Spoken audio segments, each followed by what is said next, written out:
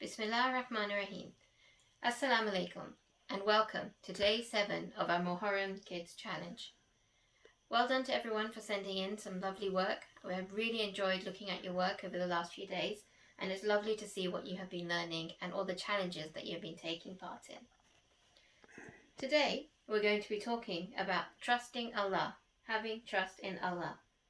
Then we're going to talk about the saying that death is sweeter than honey, which is something that Hazrat Qasim said on the battlefield, and we'll learn more about that today. So in the Quran, we have been told to have tawakkul, Allah, which means put your trust in Allah. Allah loves those who put their trust in Him, and this is in Surah 3, Ayah 159. Now, even in the most difficult times, so for example, in the land of Karbala, we should always have faith and trust in Allah, that Allah will do whatever is best for us. And if we have that, then inshallah the outcome will always be good. Now, to show you an example of how we should have trust in Allah, I have these two bottles here. And as you can see, this bottle has got an unhappy face and this bottle has a happy face. The only difference between the two bottles is that this one has a lid and this one does not have a lid. Now, the one without the lid is an example of somebody who does not trust Allah.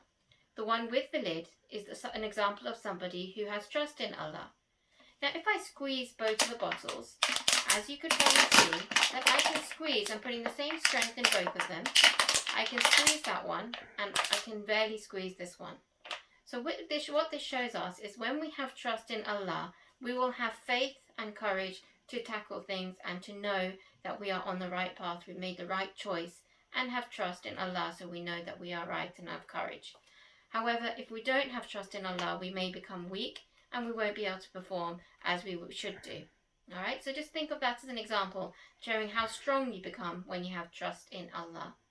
Now, an example of having trust is, for example, when you can't see electricity.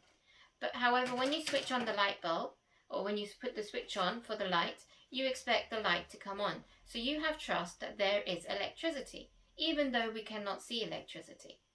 So this is an example of how we can say that even though we cannot see Allah, we should have trust in Allah. Okay? So Allah tells us that put your trust in Allah and you will get an invisible strength. Just like this inside this bottle. There's nothing inside this bottle, but there is an invisible strength that keeps you strong. Now, on the battlefield, the men and the women and the children all had trust in Allah, and that's what kept them going. There was a little boy whose name was Qasim, and he was the son of Imam Hassan alayhi salam. So Imam Hussein alayhi salam's nephew. He was very young, very small, and he also wanted to go to the battlefield to fight. Now, Imam Hussein alayhi salam found that very difficult to send his nephew, his young nephew, who was still too young to fight, to the battlefield. So Imam Hussein alayhi salam asked him a question. He said to him, "My dear Qasim, what do you think of death?" Now, the answer that this little boy gave was quite amazing. He said to his uncle, "Uncle, death is sweeter to me than honey." So this shows that he trusted Allah and he knew that this world is temporary and we are all to go to the hereafter, and Allah will look after you and you'll get so much more. So death is sweeter than honey. Okay, so death is something that comes to all of us. Everybody one day will die, and sometimes people are scared of this. However, if we make the right choices, if we do the right things, if we have trust in Allah, then inshallah this death that comes to us will be sweeter than anything that can come. You will have a better hereafter than even in this world. So always have that trust. When somebody passes away, and you probably hear at the end of every story or maybe in a majlis, you'll hear the saying, "Inna lillahi wa inna ilayhi raji'un." And that reminds us that we are from Allah. So Allah sent us to this world, and surely to Him we shall return. So we will all die one day and we will go back to Him. So we should remember this, okay? Now, just to quickly revise, before we go on to today's story, I wanted to quickly revise the lessons that we've learned so far. So we've learned that through the story of Karbala that we should stand up for the truth. We've learned to be patient. We've learned to respect each other, whoever they are, however different anybody is, everybody should be respected. We've learnt to obey Allah. We've learnt also how to be a good friend. And yesterday we looked at respecting our parents, and it was lovely to see how many good deeds and good jobs you did for your parents yesterday, and I'm sure you always will. So remember these lessons. We learn these directly from Karbala. Now Bibi Fatima is watching you all the time, and everybody is rewarded on the Day of Judgment. Your tears, even the hard work that you've done over the last few days, watching these videos, all of these are not any time wasted. Imam Hussein alayhi salam will reward you for this. Bibi Fatima will reward you for this. She will protect you, and Allah will be pleased with you. So inshallah, we pray that all of your work that you have done over the last few days will all give you lots of rewards, and also to your parents, because it's because of your parents that you are able to do this all. Now we will listen to our story for today. Before we start our story, let's all say a salawat. So if you're listening at home, if you can recite a salawat, Allahumma salli ala Muhammad wa ali Muhammad. Now today is the 7th of Muharram. It's a very tragic day in the event of Karbala. Do you remember what we said happened on the 7th of Muharram? It was on this day that water was stopped from reaching Hussein's camp. It was very hot in Karbala. As the days went by, the children became very thirsty. The cry of Alatash, Alatash became more frequent. Tonight is the night that we remember Qasim, the 13-year-old son of Imam Hassan alayhi salam and Farwa. Qasim took permission from his mother, Farwa, to go and fight. Then he went to his uncle, Hussein, to ask for permission. How can Hussein give permission to his brother's son to die? How can he allow such a young child to go to the battlefield? Qasim, you are very young. You are the only child of your mother, Qasim. You are my brother's son. I had promised my brother that I would look after you. My darling Qasim, you are an image of my brother. You remind me of Hassan.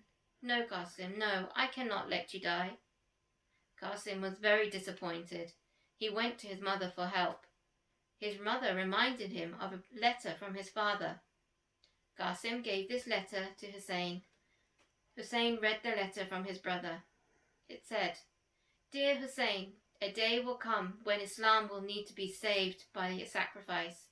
Hussein, I will not be alive on that day. However, my son, Qasim, will be there. It is my wish that Qasim should represent me on that day. My dearest Qasim, how can I stop you now? Go, Qasim, go." He took Qasim to Bibi Zainab.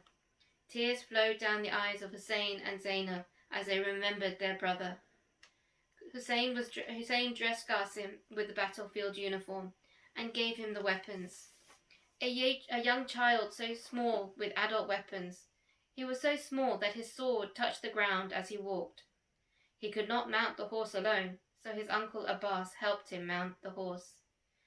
The young fighter Qasim rode to the battlefield, a rider whose feet could not even reach the stirrups, the footstraps on the horse, but who was keen to serve Islam. He was the young son of Hassan, the grandson of Ali, and he was trained by Abbas. Qasim fought gallantly. He fought a battle history will never forget. The enemy could not overpower him. One of Yazid's cowardly soldiers came from behind him and hit Qasim on the head with a sword. Qasim was covered in blood. The young Qasim, thirsty for 3 days, could not take it any more. He fell from his horse. As he fell, he cried out, "Oh, uncle, come quickly. Uncle, help me." Hussein and Abbas rushed to